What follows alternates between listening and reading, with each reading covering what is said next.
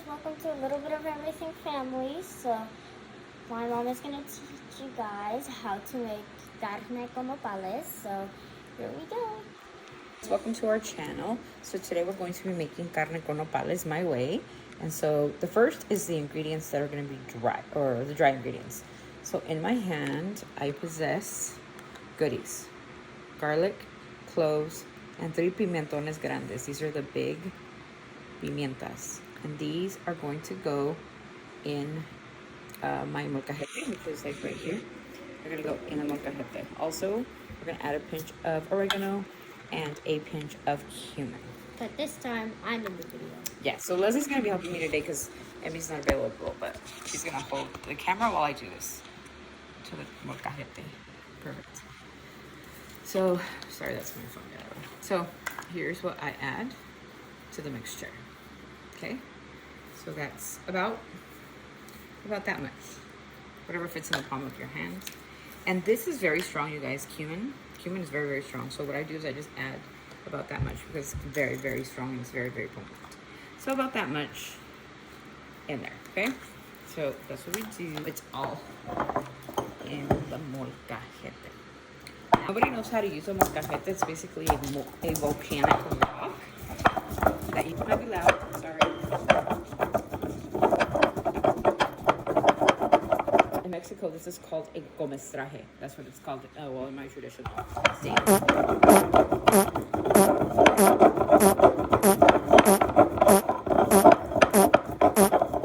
Okay, once you're all done, it should look something like a paste. And what I do is I add a little bit of water and then kind of mix it together. That's kind of strong. It is. But this gives all your food, especially your pork products, flavor. Okay. That's that, and then we're gonna go on to my chile. Let me get this out of the way. Yeah. Okay, so this is already washed, pre-washed. That's pretty big. It looks like kind of big. Yeah, it is.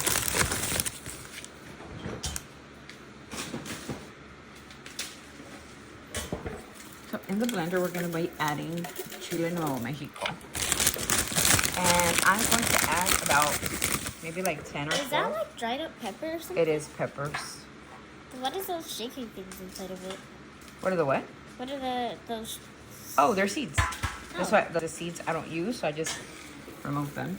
But there's still more. They're gonna get blended, and then they're gonna get they gives it a little bit of a oof to your carne con chile. But I do remove most of them. So as I'm doing this, I'm doing over the not sanitary. It is. I'm doing everything so it just falls like a whole bag of it. So chilly. So it's dried up. Yeah. If you ever visit New Mexico, they have this like place where they dry up these chiles. It's pretty cool, and you buy them like fresh. Like it's a really cool place, and you get to get them like fresh, and you don't get them like in a bag. You actually get them from like a string, and it's pretty cool. Leslie's from New Mexico, so Albuquerque. Yeah, so that's her hometown. So that's about as many as we're gonna need.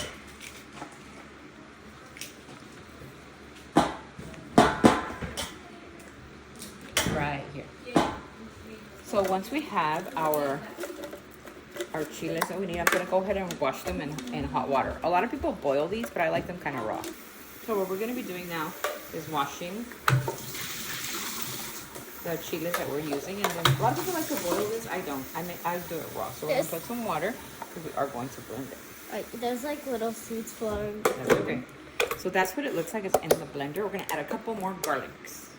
You just need some garlic to be in there, so it's nice. She just makes it a little raw. Because she likes it a little raw, but that's okay. Yeah, most times we boil it because they think, I don't know, it might taste better to them or something. I do boil it sometimes when it's like a different type of food or it's not going to cook long. But chile con carne takes like a long time to cook. So in the mixture, I'm going to add a very big garlic because I usually like to add like 2 or 3. But like first you gotta peel off the skin. And yeah, peel off the skin, and it's pretty much 2 in 1. So we're gonna add this whole one, and then I'm going to add. And we're also sorry that the video keeps pausing. So. And there we go. So we're gonna pause the video because we're gonna go ahead and blend this ingredients, okay? Be back. So it's a little loud because my blender's going, but this is the type of meat I like to use. This is a rib and it has a rib in it. So I'm gonna cut this into little pieces and then be right back and it'll be in the pot.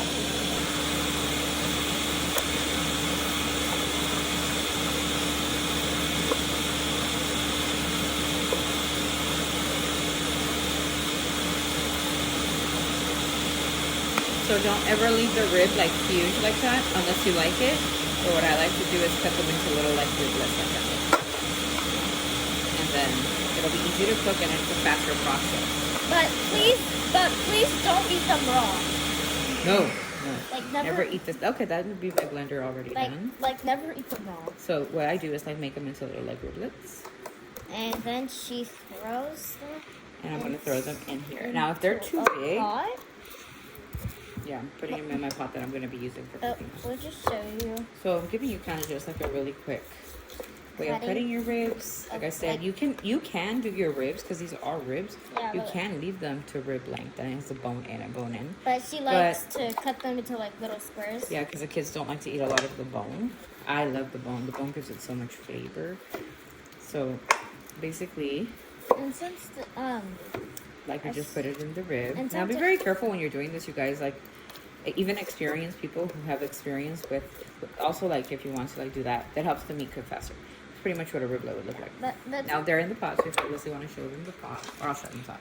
So that's what they look like. So what I do, a lot of people don't like to wash their meat, but I do like to wash my meat. And why I'm here is because my sister is not available right now. She's in school. So what I do is like I add some water to the pot. So right now, like the riblets are like cooking in there. I'm also making frijol. I like to do it in a barro pan. A lot of people don't like to do it in pans de barro. So I have to do this kind of by myself. So my pan's kind of broken from one side, but it's still in good shape. And I use it only just to cover it, as you can tell, just to cover. But yeah, so right now the riblets are in here, and my salsa is right here. So that's the consistency that you kind of need for your salsa. I'll put it a little bit more, but that's how it kind of goes. So the next thing we're going to do is I like to do the Doña María nopales. You could do like the fresh ones, but right now we don't have any in our backyard. But we will be using these today, Doña María nopalitos. They come in a container. What I do is I take them out of this thing. I take them out of their brine and I put them in a colador and then cut them into smaller pieces because they're kind of like big pieces. I'll show you. So like I said, what I do is I take them out of their of the glass container. I never keep these glass containers. A lot of people do because they're glass and you can put like salsas in it and stuff like that. But me personally, I don't collect this. It's just something I don't do. And then I do wash them. They come in a brine with oregano, chile, and cebolla, and lots of salt. So I am avoiding. And you're gonna use the salt. And you're gonna use this type of bowl. Yeah, it's a colador. It's a plastic one. You can use any one. You can use metal. You can use a smaller one. Depends on you, right? I like this one because it's big enough where I can like twist them around and put them like that. So all that's coming out is the water. There's no brine in there. There's no salt in there. There's nothing. And the reason for me doing this is because I avoid the sodium. So get yourself a clean board. Don't use the same board that you use to cut your meat. This looks similar, but this is my vegetable one. You can tell because it's burnt inside. And there's like a little burn spot. Yeah, I burned it by accident. But it's not gonna hurt you. Right? No, it's not gonna hurt you. So you get like your tabla or whatever you have. I call it a tabla, but everybody calls it different. And you cut them. And I cut them into like smaller pieces. That, not gonna lie, that actually smells good. And just cut them to your liking. But it doesn't have to be a certain size. It doesn't have to do anything. A lot of people like them big. A lot of people like them really tiny. It just depends on you and your family and your preferences. I do it because the kids can't tell they're in there. So they're nice and cut and ready for when the food's ready. But don't eat it like this. Yeah, you can actually eat it like this if you like it. It's really good for your gut health. Anyways, but we're not doing that today. So in the next segment, I'll show you what goes into the meat once it's done. Thanks. So we're furthering along the process, and here's the process of them cooking. Now they're boiling and getting that white part of the meat and no longer red with blood. So now they're going to start reducing that water, and then we're going to add the onion once we see a little bit of the grease. Okay, so once it's fried, it's kind of gonna look like this, and you're gonna see some of the oil This is gonna be after. after it's all boiled and fried, and then you're gonna add your onion. It's up to you how much onion you want to add. I like to add quite a bit. It gives it a lot of flavor. And it gives it that sizzle too. So this is a little bit of the fry of it. By the way, I'm on the stool, so. Yeah, so the ribs will kind of look kind of browned. You're looking for a brown more than anything else. You're not looking for them to be like extra crispy or anything like that, because if they're extra crispy, they're going to be tough. So you're not looking for that. So once you've got your onion in there and it's been sitting in there for a minute, then you're going to add Your little. it's called your comestraje. That's what we did in the earlier, the very first thing. We So made this is going to give it the flavor. We made this for. Okay, and there's the sizzle. And the smoke too. So it's gonna sound like this. And then And you this is just. what's going to give you your flavor. Kind of let it just do its thing. Kind of marinate all into the meat. And this is what you're doing here. Okay. And then we're going to add our nopales. This is the part. By the way, make sure your parents doing this. Yeah, of course your parents should be doing this. And this is where we're add our nopales. So it picks up all that flavor of that mixture, the comestraje that we did in earlier. So you have your comestraje already all distributed, your onions already distributed, and your nopales are in there. Finally,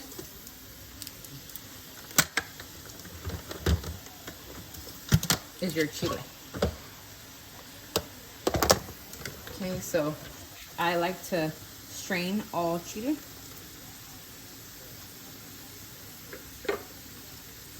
And this is called a colador. So what you do is you strain it. Sorry, mine's a little old and it's scrappy, but it works.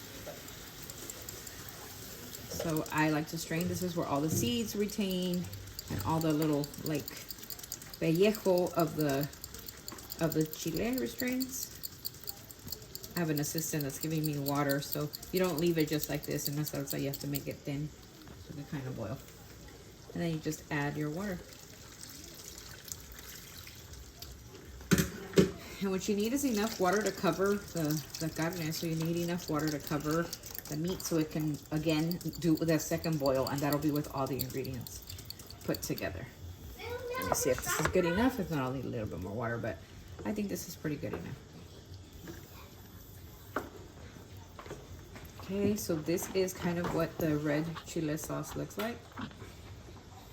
Here. And that's pretty much it. So what happens now is this will have to do its second boil. And the second boil, usually I like to leave it for about 15 to 20 minutes. Make sure that meat is completely and thoroughly cooked. Make sure all your meats are thoroughly cooked. Don't ever like not do that, okay? And not cook your meat through unless you're like cooking beef and you like it a certain raw state. But pork is very important that you cook it the correct temperature. This is a little bit of nor suiza that I like to add to it. I like to add about that much. So about maybe like 2 tablespoons. And this will give it like flavor. And again, you know, avoiding putting more salt. But that's pretty much it.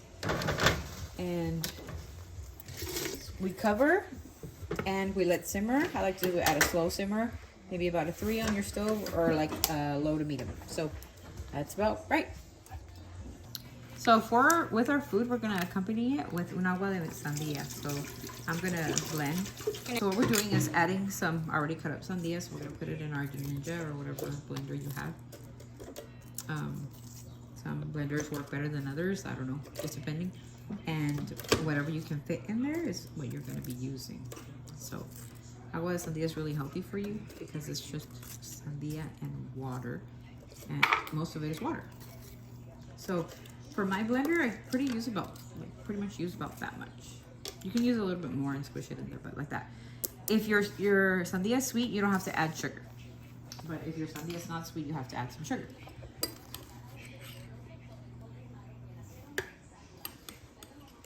And this, just remember, so this does have sugar, so a lot of sugar. So don't think we're just gonna drink this. We also add about 6 bottles of water into this mixture.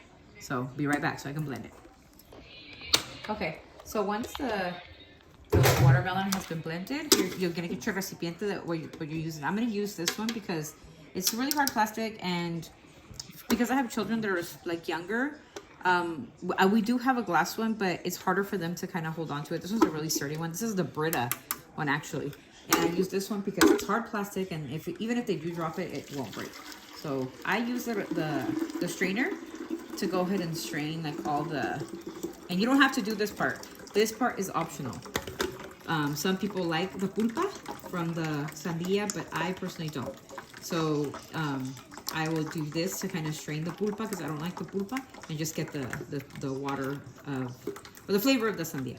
So all the pulpa's like inside the retainer. Okay, like I said, this is an optional step. You don't have to do it, but I personally do it because I don't like the pulpa. Okay, so then to do next for this water is, again, you repeat the steps with the rest of your sandia. So again, you repeat the step again where you're adding your sandia to your blender, because this is a half of a sandia, by the way, and it makes that whole pitcher of water, and that water should last you through dinner and maybe some leftover. The kids really like it, so depending on what your kids like, you know, then you would make as much.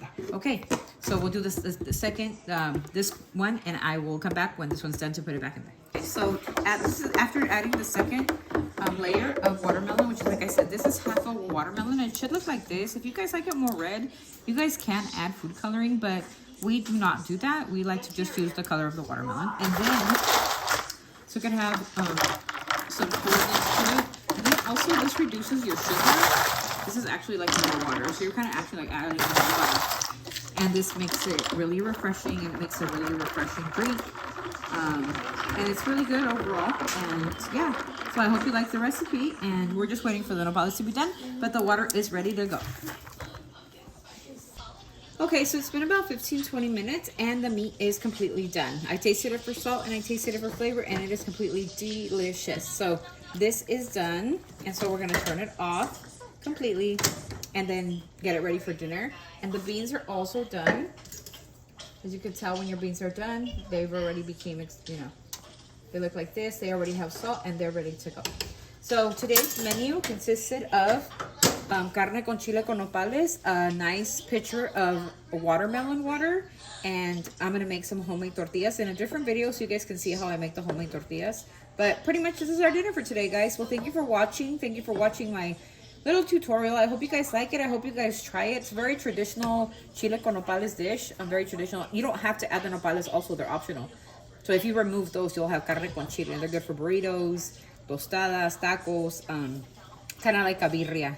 And so it's really good. So try it. Give it a try. Give it a, you know, give me a thumbs up on your video, on my video. And I will see you next time. Thank you for watching our channel. Remember, we are a little bit of everything family, and thanks for watching. Till next time.